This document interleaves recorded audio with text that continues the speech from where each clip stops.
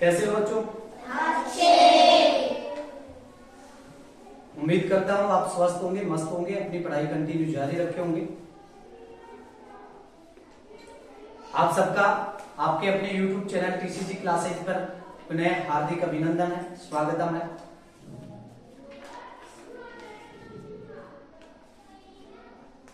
पिछली क्लास में हमने संज्ञा पढ़ी, संज्ञा की परिभाषा, उसके भेद और उसका अर्थ बहुत डिटेल से हमने अध्ययन किया। आज इस क्लास में हम पढ़ने वाले हैं सर्वनाम। क्या पढ़ने वाले हैं? सर्वनाम। क्या पढ़ने वाले हैं? सर्वनाम, जिसे अंग्रेजी में प्रोनाउन भी कहते हैं। तो आइए शुरुआत करते हैं सर्वनाम। सबसे पहले हम देखेंगे कि ये जो सर्वनाम शब्द है वो किन किन शब्दों से मिलकर के बना है। सर्वनाम देखो भी, सर्वनाम दो शब्दों के योग से बना है, जिसमें एक शब्द है सर्व, एक तो क्या है सर्व और दूसरा क्या है नाम। सर्व और नाम, इन दोनों शब्दों के योग से सर्वनाम बना है। इन दोनों शब्दों के योग से क्या बना है? सर्वनाम शब्द बना है। ठीक है, सर्वनाम शब्द दो शब्दों के योग से मिलकर के बना है, सर्व और नाम। अब देखते हैं इसका अर्थ। क्या देखते हैं? इसका अर्थ। परीक्षा में पूछा जाता है कि सर्वनाम है, उसका अर्थ क्या होता है। सर्वनाम शब्द किन किन शब्दों से मिलकर के बना है, तो आपको अच्छे से ध्यान रखना है। सर्व और नाम दो शब्दों से मिलकर के बना है और इसका अर्थ होता है सबका नाम। क्या अर्थ होता है? सबका नाम। सबका नाम। सबका नाम यानी मेरा नाम, तुम्हारा नाम, उसका नाम, यानी सबका नाम। किसी के लिए भी हम इन शब्दों का प्रयोग कर सकते हैं। ठीक है, दोनों पॉइंट क्लियर हो गए? दोनों पॉइंट क्लियर हो गए अच्छे से? चलो इसके आगे हम देखते हैं इसकी परिभाषा। क्या पढ़ेंगे? परिभाषा।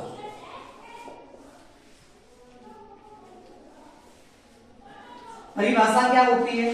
देखो, संज्ञा के स्थान पर, साथ साथ नोट करते जाना, संज्ञा के स्थान पर प्रयुक्त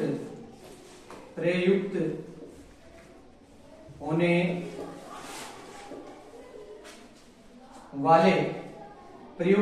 वाले या प्रयुक्त किए जाने वाले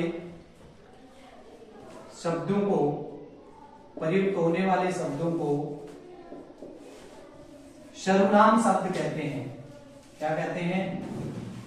सर्वनाम कहते हैं। सर्वनाम कहते हैं। संज्ञा के स्थान पर प्रयुक्त होने वाले, प्रयुक्त का अर्थ तो समझते होंगे। प्रयुक्त मीन्स होता है उपयोग, यानी संज्ञा के स्थान पर उपयोग में लिए जाने वाले शब्दों को सर्वनाम कहते हैं। क्या कहते हैं? सर्वनाम कहते हैं। ठीक है, यहां तक आपको आ गया होगा समझ में। सबसे पहले हमने क्या पढ़ा? सर्वनाम दो शब्दों के योग से मिलकर के बना है। किस किस से? सर्व और नाम। इसका अर्थ क्या होता है? सबका नाम। परिभाषा, संज्ञा के स्थान पर प्रयुक्त होने वाले शब्दों को सर्वनाम कहते हैं। क्या कहते हैं? सर्वनाम। ठीक है, अब हम देखेंगे इसके प्रकार। क्या देखेंगे? इसके प्रकार। ये सब मिटा दो। प्रकार, इसके प्रकार देखेंगे सर्वनाम के, यानी सर्वनाम शब्द जो होते हैं ना, उनके प्रकार हम पढ़ेंगे। सर्वनाम के प्रकार, सर्वनाम के प्रकार, सर्वनाम के प्रकार या फिर इसके भेद, वही बात, इसको हम भेद के नाम से भी जान सकते हैं। सर्वनाम के भेद या सर्वनाम के प्रकार। अब देखो, जिस प्रकार से हमने संज्ञा के अंदर पढ़ा कि संज्ञा किन किन शब्दों के योग से बना है, उसका अर्थ क्या होता है और संज्ञा के प्रकार, उसी प्रकार से हम पढ़ रहे हैं सर्वनाम। सर्वनाम में सबसे पहले उसका किन किन शब्दों से उसका योग बना है, यानी सर्वनाम शब्द किन किन शब्दों के मिलने से बना है, उसका अर्थ क्या होता है, और अब हम देखेंगे इसकी परिभाषा। परिभाषा होगी, परिभाषा होगी। अब हम देखेंगे इसके प्रकार। ठीक है, जैसे आपको मैं पढ़ा रहा हूं उसी प्रकार से एक क्लास के अंदर मैं पढ़ा रहा था, उस समय पीछे से एक बच्चे ने कहा कि गुरुजी बार बार आप संज्ञा पढ़ाते हो तो बोलते हो प्रकार, अब सर्वनाम पढ़ाने लगे तो प्रकार। मैंने कहा हाँ बेटा प्रकार तो होते ही, गुरुजी हमें इतना कैसे याद रहेगा। मैंने कहा मैं याद कराऊंगा और बहुत मजे के साथ में याद कराऊंगा। जिस प्रकार से संज्ञा के प्रकार याद हुए थे उसी प्रकार से सर्वनाम के जो प्रकार हैं वो भी याद होने वाले हैं। ठीक है, कहा गुरुजी क्या करोगे, मैंने कहा तुम्हें एक ट्रिक बताऊंगा। क्या बताऊंगा, ट्रिक, और उस ट्रिक को याद रख लेना, याद हो जाएंगे। बोले गुरुजी कैसी बात करते हो, आप तो ऐसे ही अनाप शनाप बोले जाते हो। मैंने कहा बेटा यही सर्वनाम की ट्रिक है, जो तू बोल रहा है ना यही सर्वनाम की ट्रिक है। इस ट्रिक के माध्यम से हम सर्वनाम के जो भेद हैं उनको अच्छे से याद रख पाएंगे। ठीक है, तो उसने क्या कहा, अनाप शनाप, तो ये उसकी ट्रिक होगी बेटा। क्या होगी ट्रिक, किसकी ट्रिक होगी, सर्वनाम के भेदों की, सर्वनाम के प्रकारों की। क्या ट्रिक हुई, उस बच्चे ने बताया अनाप और शनाप। मैंने कहा ठीक है, बहुत अच्छी बात है, इसी को मैं ट्रिक बना देता हूं, आप इसको याद रख लेना, सर्वनाम के प्रकार याद हो जाएंगे। देखो क्या होता है अनाप और शनाप। मुख्य तौर पर जो सर्वनाम होते हैं इनके 6 भेद होते हैं। कितने भेद होते हैं, 6। कितने भेद होते हैं, आप देखो यहाँ पे तो संख्या होगी कितनी, 6। तुमसे पूछ लिया जाए कि सर्वनाम के कितने भेद होते हैं तो कितने होंगे, 6। कौन कौन से होंगे तो इस ट्रिक के माध्यम से आप सीख जाओगे। पहले तो ये ट्रिक याद रख लो, क्या है, अनाप शनाप, अनाप शनाप, अनाप शनाप, याद रह जाएगी। क्या है बताओ ट्रिक,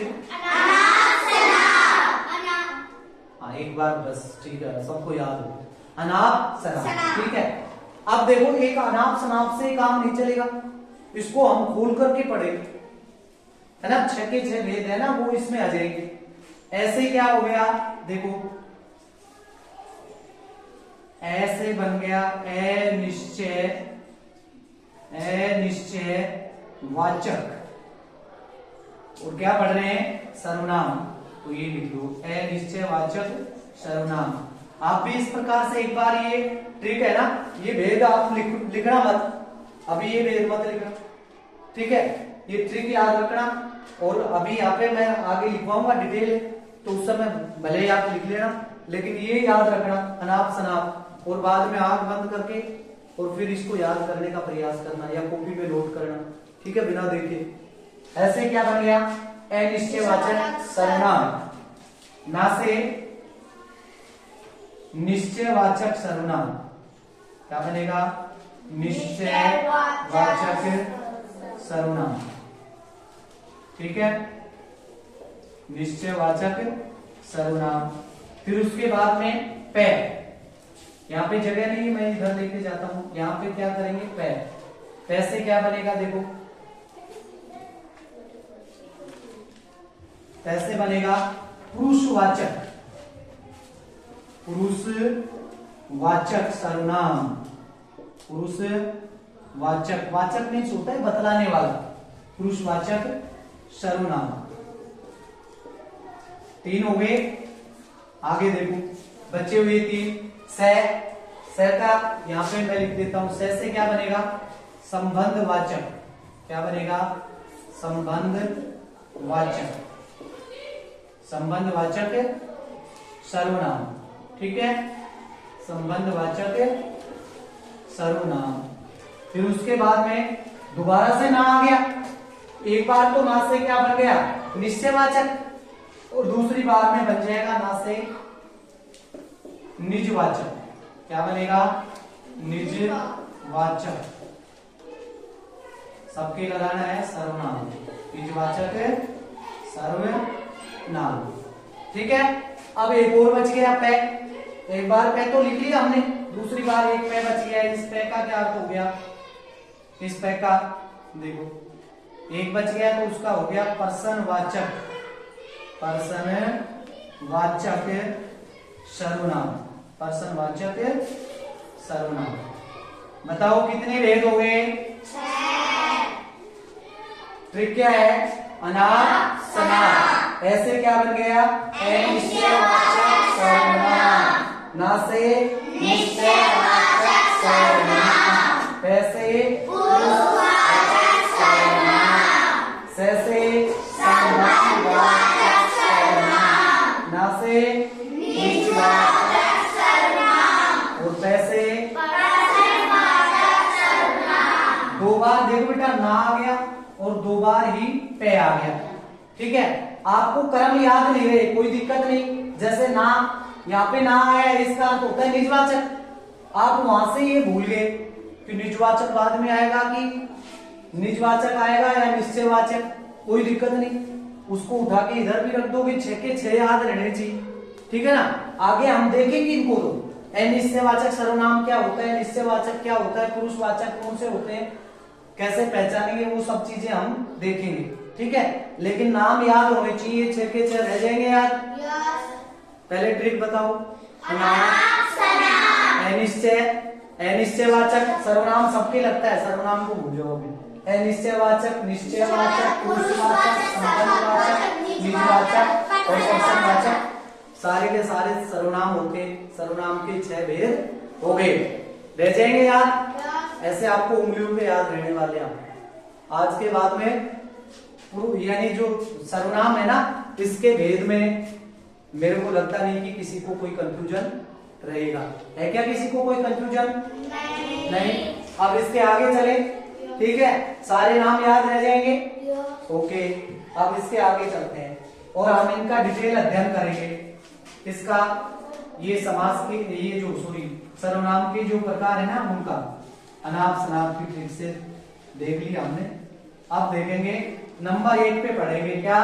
अनिश्चयवाचक सर्वनाम।